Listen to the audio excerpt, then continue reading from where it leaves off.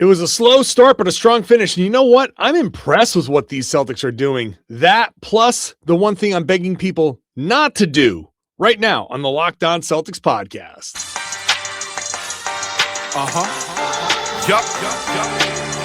Beantown, be ever ready.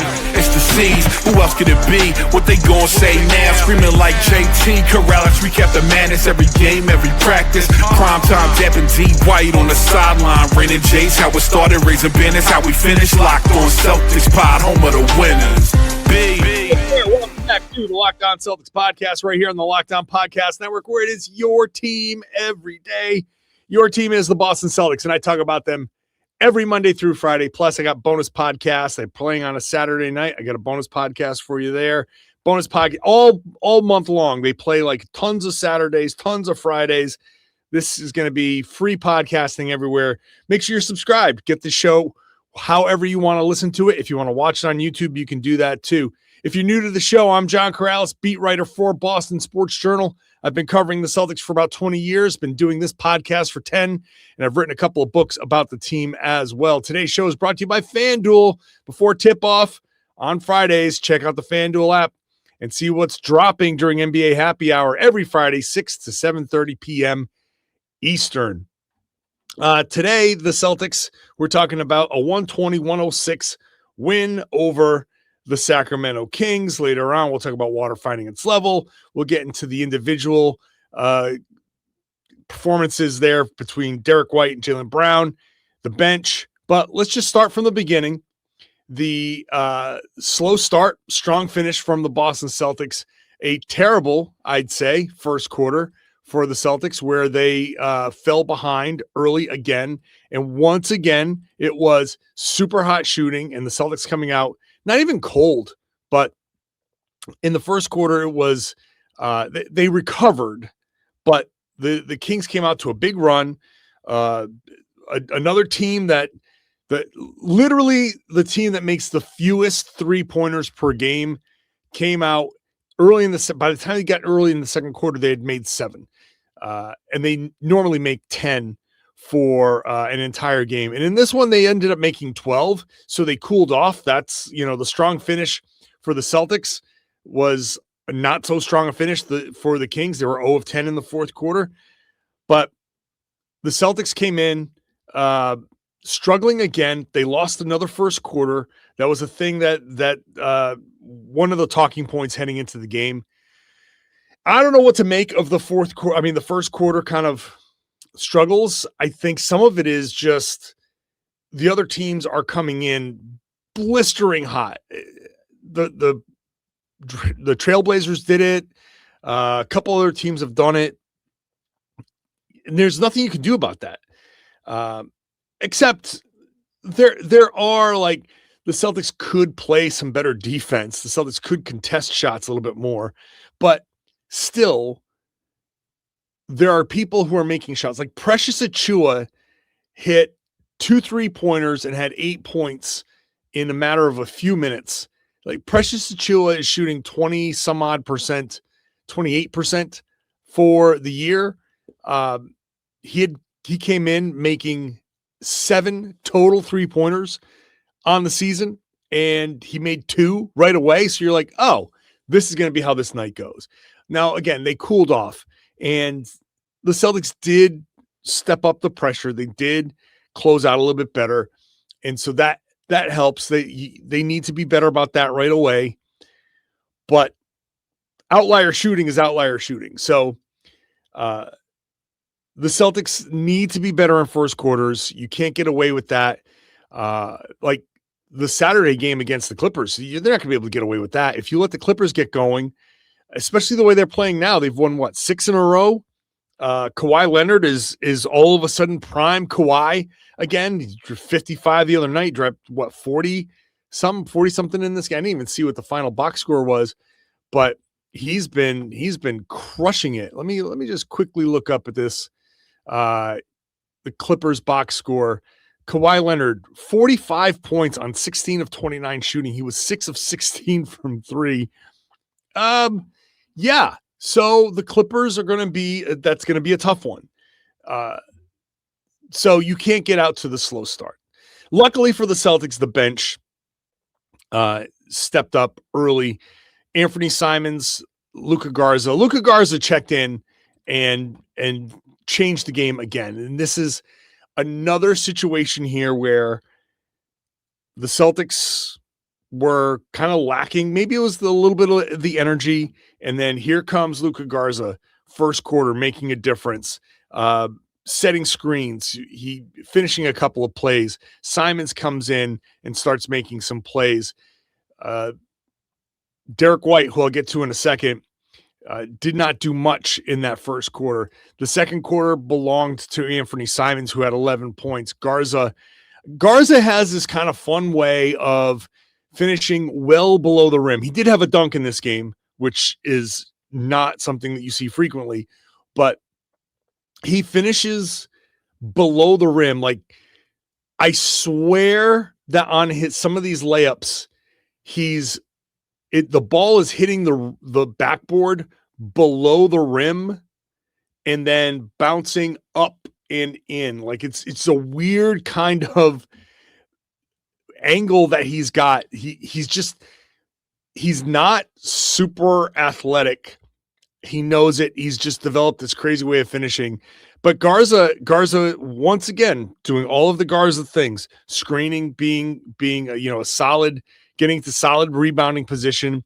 It's not like he had a ton of offensive rebounds. In fact, he only had one offensive rebound in this game, but felt like more because you just kept seeing him in position to get offensive rebounds. And so his energy, he knows what he does. He does it well. And he got the early minutes and made a difference. Simons was an entirely first half kind of player, because in the second half, the Celtics got the starters going, and that did, I think, obviously help them pull away. But Simons in the first half, this was critical. We talk about this all the time. You probably know what I'm going to say if you're an everyday, or if you're with me every Monday through Friday. I'm teeing it up. You could probably say it along with me here. Clutch play doesn't just happen in the fourth quarter. Anfernee Simons in that second quarter with the 14 points is just as important as Derrick White's 14 points in the fourth quarter, because the Celtics were able to take a lead at halftime. You don't see this from the Celtics bench a ton, but the explosion from Simons, you got, what was it? It was 35 of Boston's 62 points at halftime belonged to the bench. They had more than half of Boston's points. That is not something that you see very often, but that second quarter was super important, super clutch to me for Anfernee Simons. It allowed Jaylen Brown to kind of get himself together and get going in the third quarter. And then it was Derrick White in the fourth quarter to do all of, to kind of take this thing home. So the bench did a great job. And it wasn't just those two guys. Obviously, the bench included Sam Hauser. Sam Hauser, 5 of 7. What have I said a million times here? Sam Hauser's so hot and cold. He's a little inconsistent. He's streaky, even for a shot that is inherently streaky. He takes that to a different level. He had a slow start to the season. He shot 40% in December, and now here comes the fire. I think January is going to be the fire month for him. He starts it off with 5 of 7 from 3, 71.5%. And he was cooking. He also had 5 rebounds, so 15 points, 5 rebounds for him. Garza had 11 points. Gonzalez was a plus 20, even though he only had 3 points. He had 6 rebounds, an assist, a steal, and just the rebounding was big. And he was just he did a lot of good things. Just a typical Hugo Gonzalez making a positive impact. So the bench was fantastic. Derrick White, Jaylen Brown, super interesting games for two super important players. We'll talk about those two games. We'll talk about water finding its level. And the one thing I'm begging people not to do coming up later on.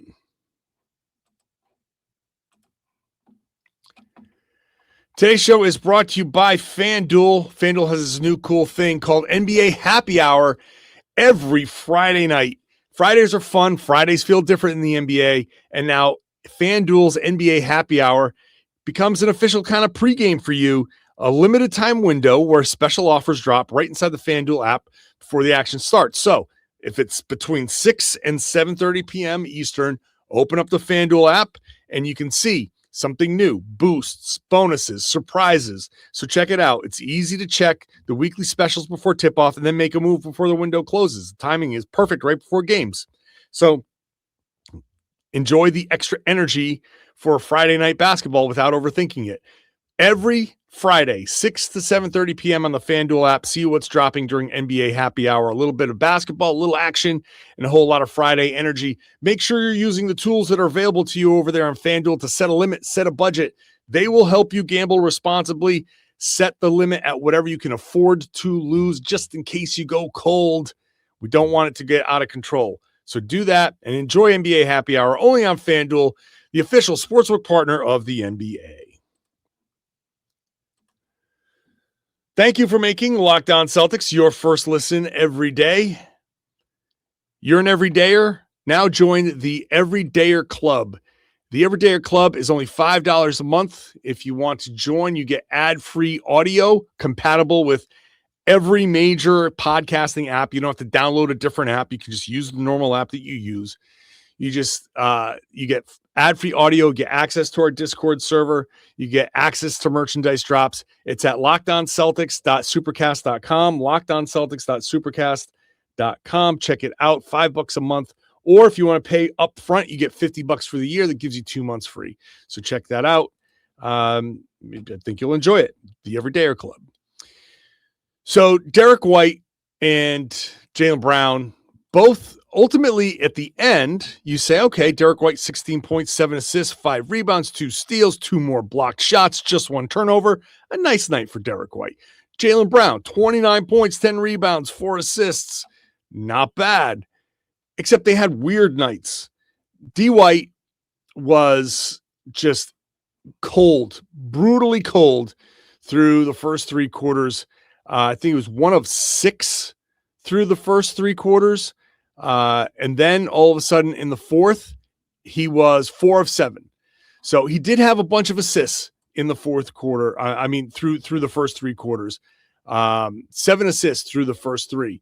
So he wasn't completely absent, but the 1 of 6 through 3 quarters is so interesting to me. I got to go back and watch how he was defended, because it just felt like maybe the Kings were thinking, look, we're not going to try to stop or limit Jaylen Brown because he's doing whatever he's doing, but we're going to try to take these other guys away. More for me, the 2 points through 3 quarters for Derrick White is the 6 shots through 3 quarters. That's the weird part for me, because 6 shot attempts through 3 quarters for Derrick White, that's very unusual. Again, the assists, he found other ways to make it happen. So the 7 assists through 3 still gave him a positive impact, but he ended up a plus 14 because he scored 14 points in the fourth quarter they went into it tied. So he was there to kind of finish things off. A couple of 3-pointers, a couple of shots in the paint. Very typical Derrick White kind of shot profile. He, did the 3 in the pocket thing. He was feeling it in the fourth quarter. And look, you just gotta keep rolling with it, right? That's when you're 0 of 5, or I think he was 0 for, well, he was 2 for 3 in the fourth quarter. So he was 0 for 4 going into the fourth quarter, shooting from 3. You just got to keep going. You got to trust yourself and trust that you're going to make some of these shots. Again, him and Peyton Pritchard, I always kind of like to combine them together because those two have been struggling a little bit from 3, and then a little bit more than a little bit, and they end up both 4 of 15 from 3 in this one. But sometimes you just need to hit the timely ones. And then there's Jaylen Brown, who scored 29 but took 25 shots. Not the most efficient night. 1 of 9 from 3. Could not hit a jumper to save his life, but man, he got to the rim very easily. And I think sometimes, I don't know, I got to go back and look at the 9 3-pointers. there are a couple of pull-ups. There are a couple of, I don't want to say ambitious ones, but there are always early offense shots that these guys take. And, you know, when you're dribbling down the floor and you see a guy dip below the 3-point, a defender dip below the 3-point line, and you can step into that shot in rhythm, especially if you're Derrick White, Jaylen Brown, Peyton Pritchard, if that guy is retreating that far down, you do have to take sometimes that pull-up jumper. And sometimes it's because, you know what, that might be the best shot you get in a possession. Jaylen Brown or Derrick White taking an in rhythm, you know, left, right, shoot, like jumper, that should be automatic. And it's not always, but it should be, because the defender's below the 3-point line. You have room. It's a wide open shot. Take it. You work 20 seconds in an offense to take that shot. And I know I've made the argument in the past about, like, well, you can get that shot just about any time, but in today's NBA, the way the defenses are played, you kind of can't get that shot anytime anymore. The other reason why you take that shot is you want to get that defender up. You want that defender to have to respect that you're going to take that shot, that you're capable of making that shot. So you can't always just come down and be like, now I'm just going to drive, because then they start packing the paint a little bit more. So you have to take some of those threes, those early offense threes. You have to take them so the defense respects you. And then you can get a blow by, or you can set a high pick and roll and have a lot more space to work with. You just bend the defense a little bit more. So there is something. And now, probably if you go back 3-4 years, maybe my opinions on the early offense 3-pointers have changed, but the game has evolved. My understanding of the game has grown, and I see the value in that. So even though Jaylen was 1 for 9, some of those shots that you say, you don't have to take those. I understand why you would say that, but you have to take them so you can bend that defense. It's just that on some nights, it's just not going to fall. They feel good. They look good. They're not bad shots. They just don't fall. That happens sometimes. But Jaylen was incredible getting to the rim, finishing strong. He got to the line 7 times. You might argue that he could have gotten to the line 12, 13, 14 times, and this could have been a bit of a different game. But 29 points, 10 rebounds, 4 assists. The 10 rebounds are big because the Celtics rebounding issues. So ultimately, a weird kind of way to get to 29 points for Jaylen. The dichotomy between what he made and what he didn't was pretty stark, but good for him. Just a couple of other individuals here. Neemias Queta, got to shout him out. He had some offensive moves, like I don't know, put the ball on the floor, driving from the top of the key. Sure, why not? Getting in there, dunking, getting fouled. He's been showing a couple of moves recently, couple of nice little footwork post moves. So, and then Queta's defense, I think, was a big part of helping kind of turn things around a little bit. So nice night for him. Pritchard in the fourth quarter. Jaylen Brown fouled out. You know what? Since Jaylen Brown fouled out, let me just. This is the begging people not to do thing that I was talking about. I'll just leave it at. I'll bring it up now. Joe Mazzulla was asked about the challenge on the 6th foul, which I disagree with the evaluation from the refs. I thought that was an offensive foul. Or if you want to say it was a no call, you can say it was a no call. They said that Jaylen Brown didn't establish legal guarding position. I disagree, but look, they're the pros, and if they say it, then that's what it is. So even though I disagree, I think the Celtics bench disagreed, and that's why they challenged. Also, it was worth the shot at that point. Sorry if you heard me knock my mic there. It was worth the shot because it was his 6th foul. And at that point, it was an 8-point game, 10-point game, something like that, where it wasn't a killer to lose that challenge, but you still wanted to try to win it. And it was close enough where you took, it was worth the shot.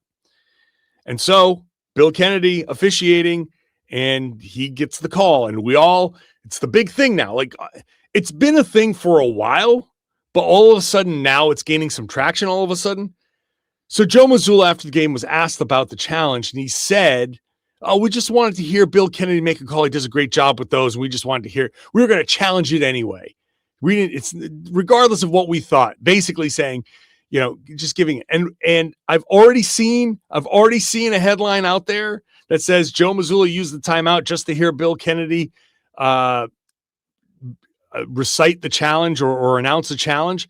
Please, I'm begging. This is the begging. I am begging everybody out there that writes headlines that do not take Joe Mazzulla seriously. Please don't embarrass yourself by taking Joe Mazzulla seriously. I know it doesn't sound like it. It's hard to pick up, but he was not serious. He was joking. Joe Mazzulla would never, ever, ever, ever call a timeout and challenge just to hear Bill Kennedy do it. What Joe Mazzulla is saying is saying, why is everyone just like, he thinks it's stupid. He thinks that whole thing is stupid. And I'm joking around like, I want Bill Kennedy to be my voice on Waze. Can I pay him to be the voice on Waze and make the announcements? Upon review, the turn you were about to make is not available. Like that, like, come on. It'd be fun. It'd probably get sick of it after a couple of days, but it would be fun. I would pay $5 for that. But Joe Mazzulla finds the whole discussion about Bill Kennedy's challenges stupid. He does not enjoy them. I know for a fact he does not enjoy them. So do not take him seriously. Please, please, please. You can, I'm not saying don't use the headline. It could be like Joe Mazzulla jokes about Bill Kennedy. But yeah, absolutely. That's the headline. But don't say, oh my God, he called a timeout just to hear Bill Kennedy. Oh my God. No, that's not what happened. Okay. He's joking. Please. I don't know. It's going to be one of those irrational things that drives me crazy. Let's wrap up the show when I come back. Water finding its level with the shooting and other individual performances. We'll wrap up the show when I come back.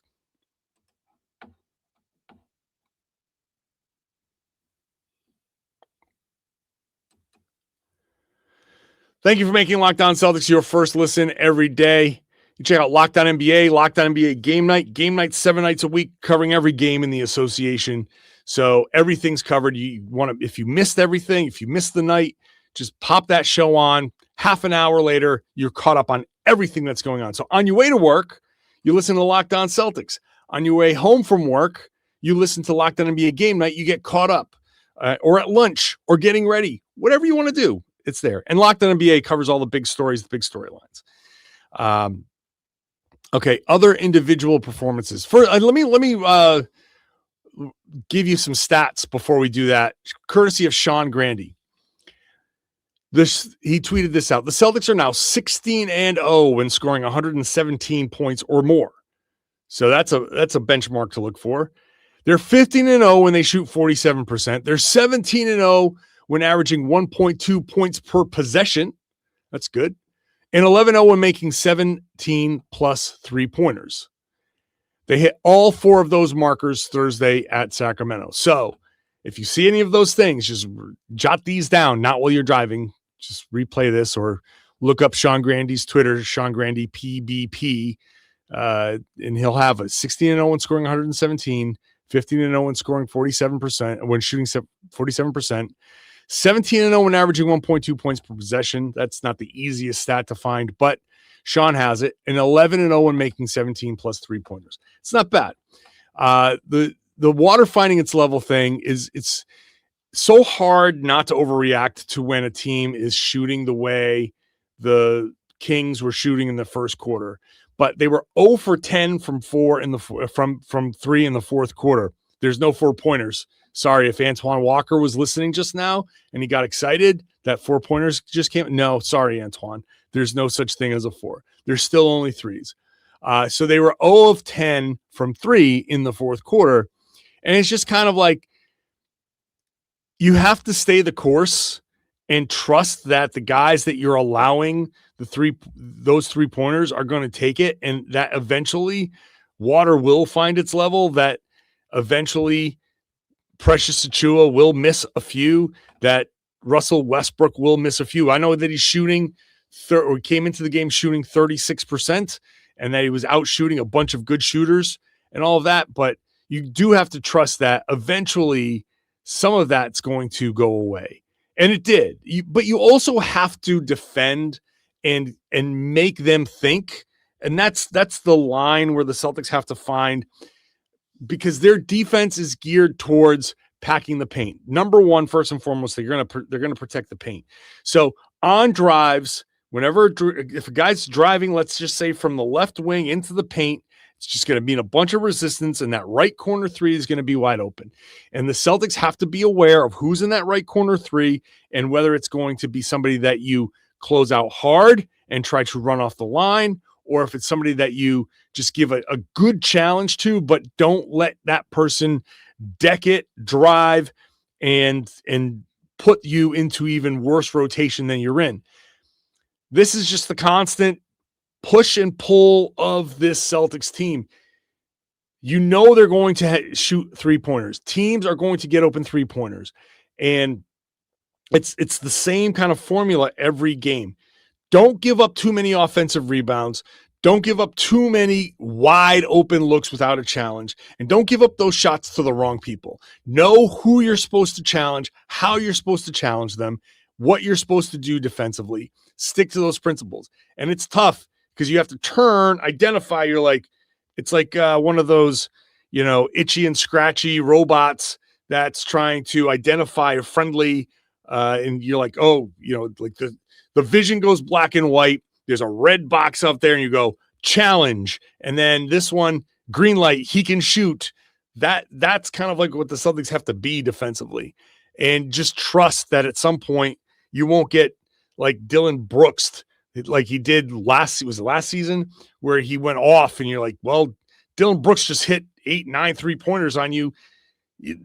What are you going to do? Like, sometimes that's going to happen to you and you're going to lose a game in the regular season. You just hope you don't do that, or you hope he doesn't go full Caleb Martin and do that to you over an entire playoff series, which doesn't make any sense and still doesn't make any sense. But that's where the Celtics defense is always going to be this work in progress. And the defense is not always that great anyway, but that's their challenge. So it worked out in this one against the Kings. We'll see how it works out later on. The last thing I'm going to mention here, and I haven't mentioned it yet, is Jordan Walsh, who played played 5 minutes and then never got back in the game. And after the game, Joe Mazzulla was like, it's not anything that he's doing wrong. We just have a bunch of different guys that can do different things. And we decided to go with Sam Hauser and all of that. And if you missed yesterday's show, that's what all of this discussion was. Jordan Walsh, Josh Minott, who was a DNP, again, 3 straight games now, DNP, coach's decision for him, which is just still shocking to me. And Joe will say the same thing. I personally haven't had the opportunity to ask Joe about this yet, but I know the answer. It's going to be like, it's not anything that he's doing. He's working hard and so on and so forth. We're fine. We have a formula right now that's working and we're sticking to that. And on any night, at any moment, Josh is going to come in and he's going to have to perform the same way he's been asked to perform. And I'm sure it'll be a day at some point in January here. There'll be a day where Josh gets in the game and he plays well. And then all of the questions are like, how do you stay ready? Did you know you were going to get DNPs? All of that stuff. And he's going to give his answers, and it's just going to be the same kind of routine that we always do. But it's just kind of wild to see. Jordan Walsh starts and plays 5 minutes. You don't see that very often. That's an extreme example. I've seen guys start and then not have great games, get benched and all of that, and then it goes away. But to have him start and play 5 and then just sit the rest of the night, it's crazy. He wasn't in any foul trouble. He was just, I'm going to go rewatch those 5 minutes and see exactly why he didn't play. But you went with Sam Hauser, and his shooting kind of bent the defense a different way. And Garza comes in, and first thing he does is hit a 3, and then he starts finishing around the rim, and Simons gets going. So you play him a little bit extra. He played 30 minutes. So sometimes it's circumstances, and you go, okay, this is working. And that's the other thing. These guys have to be ready for I remember Tom saying it a couple nights ago. You just got to be ready. Like, you very easily can get 3-4 straight DNPs in this game on this Celtics team, and then all of a sudden you start, or you get called in the first quarter and you play 30 minutes. You just got to be ready. If you're not ready for that opportunity, then you're not going to get that next one. So it's just kind of wild to see. It is. I don't know what else to say about that. It's just kind of wild to see. Hugo Gonzalez is a plus 20 off the bench in 18 and a half minutes. He just comes in and does all the right things, except dunk the ball, which was funny because Joe Mazzulla called the use it or lose it timeout. So it was a meaningless timeout at that point. He's going to lose it anyway. If you don't know what the use it or lose it is, after 3 minutes to go in the fourth quarter, you get below 3 minutes, you only get 2 timeouts. So if at the 3:30 mark you have 4 timeouts, at 2:59 you're going to have 2 whether you use them or not. So you might as well use at least one of them at that point, get your guys a rest. So Joe did that, and then you can see him being very demonstrative, telling Hugo, you got to dunk the ball. He ended up getting a miss there, and anyway. But Hugo's part of the future. And so he's going to keep getting his minutes. The Walsh Minott thing, I'm so fascinated to see how that is going to work out. All right, so that's the Friday show. No podcast Friday night. I'm going to take one day off from podcasting because then Saturday night the Celtics play the Clippers. So I'll have a podcast after that game. So make sure you're subscribed to the show. I'll have bonus podcasts 6-7 days a week, whatever it is. So check it out wherever you get your podcast. The show's free. It's available everywhere. If you want to pay $5 and get the ads taken out of the show, so you have just an ad-free audio experience, become an everydayer, join the Everydayer Club at LockedOnCeltics.supercast.com. You get the ad-free audio feed. You get access to the Discord server. You get merchandise drops, all of that stuff. So check that out there. And now I would love it if you share the podcast and tell everybody they should be listening to and watching the Locked On Celtics podcast here on the Locked On Podcast Network. It's your team every day.